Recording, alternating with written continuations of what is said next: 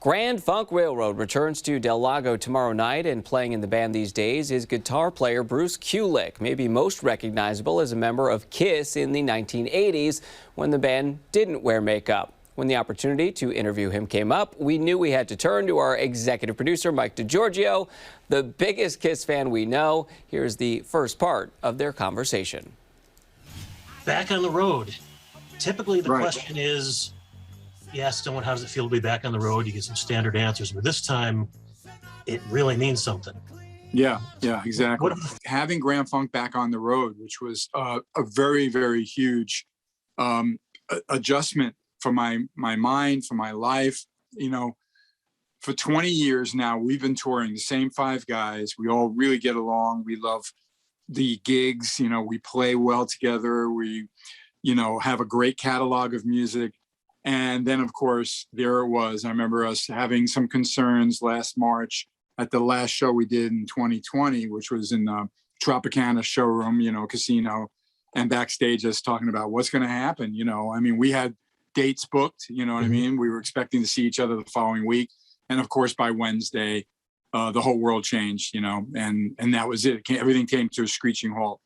So we all kept in touch with each other. Don Brewer, of course, was always so hopeful. This touring and performing really means a lot to him. I went into shock for about a week, and then I realized, well, I don't love traveling, so that was a good thing. But I also realized, well, now I have time to do a lot of other things that I don't have time when I'm flying in and out, on the road. I was in shape and I was ready, which was great. And then when we got there, it was wonderful to see everybody. Everybody was wow, this is amazing. And that was really nice. And it came together pretty quickly. There were some bumps and some things where people were forgetting things and we were trying to figure it out, because when you perform for 20 years, a similar show that evolved over those years, it becomes like a play. That's how I look at it, and actors are on stage and Broadway and all that. They put out their heart and soul and everything, but it's almost like second nature, and it really is very, very auto programmed almost in the brain. So now those 15 months definitely put a big cobweb over it, First time in front of a crowd? Yes, in front of a crowd. Exactly, because even those virtual gigs, I did a couple of things that are related to my Kiss years at home, or I did something that was filmed at a private room at a casino for a corporate gig. There was nobody there but the staff, the crew. I didn't perform for anybody, nobody. I mean, look, even when I did all the, social media kind of videos and posts, I do feel like people are out there, but it's not the same as in person, that. And then, of course, to travel, I don't want to, I kind of complain, but I have to. It's worse. It was always bad, but it's gotten worse. Yeah.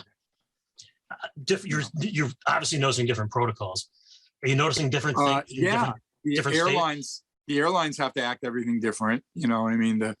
We sometimes have to get rental vehicles, and it's a challenge for finding the right vehicle and how much they're spending on these things. And there's less flights, so the schedules are crazy. There was one trip I had to go somewhere, and the best I could do was a 6-hour layover. You know what I mean?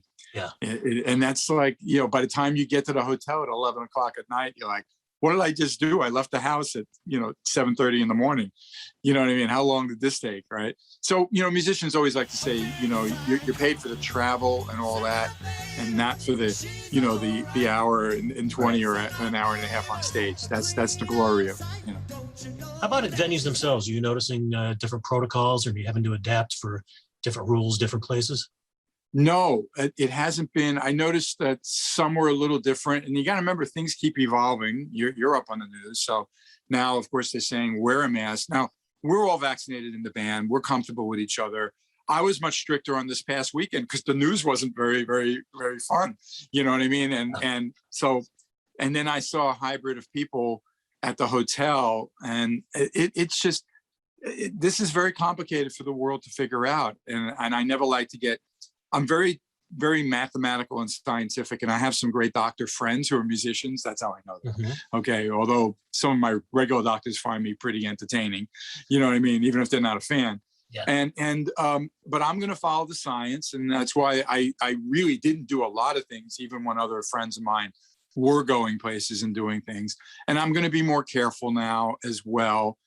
And it's a drag, but I am very proud of the fact that I am, fully vaccinated and the band is, and I'm just hoping, of course, for the best with all this direction. But it's I learned during COVID to take everything day by day, week by week. And I guess I'm feeling that way again. So let's hope everything goes in the right direction, or at least, we can have a good balance of things and not over, too many people get affected by it. So you probably still have some moments then of the apprehension. Absolutely. Yeah. And I laugh at the fact that I was always a little germophobic on planes prior to the pandemic. So I always had my hand sanitizer, come back from the restroom, clean down the tray table. Now they hand you a little thing, to do it. Time, yeah. And now I'm like, oh, yeah, I know about this. No big deal. Whatever.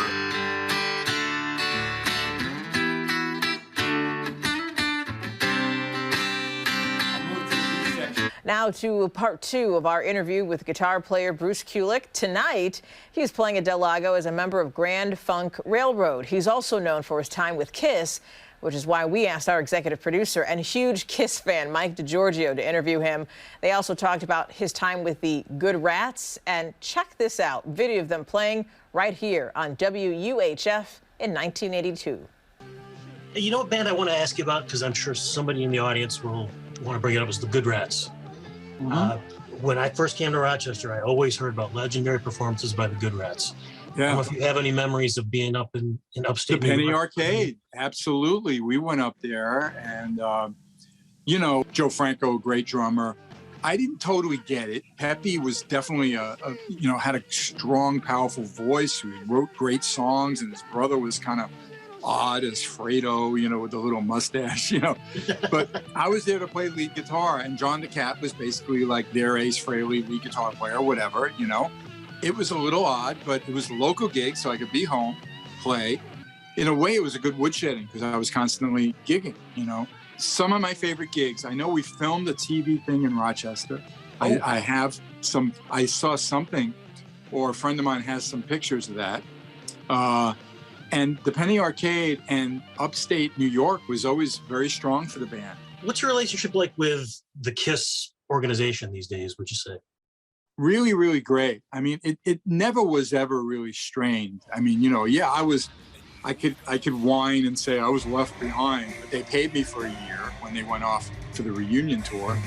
And that was pretty obvious. You go from maybe they're making $4 million in a year, and now they're going to make $40 million. What are they going to do? The promoters were throwing crazy money. Everybody behaved. But like most things that, money can bring people together to calm down. But once they all get used to it, the cracks will, open up and everything will implode.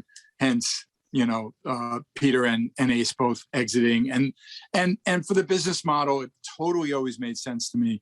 Kiss stayed in makeup. They didn't reverse back to Revenge Carnival of Souls with Eric Singer and I. They could have done that, but business-wise, there's something about the makeup that's more, there's more power there.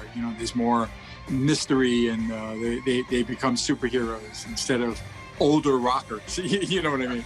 We're all, I'm still part of the Kiss family. The funniest thing, and what I felt was a big progress accomplishment for the group and the fans and Kisstory, the A&E TV special. It's on the DVR. I'm gonna get there, yeah. And even at lunch, like 2 weeks before A&E's coming out on television, I say to Gene, "Am I in it? I was interviewed," and he goes like, "I think so." I think so. That was the best he could do. I mean, you use the term Kisstory.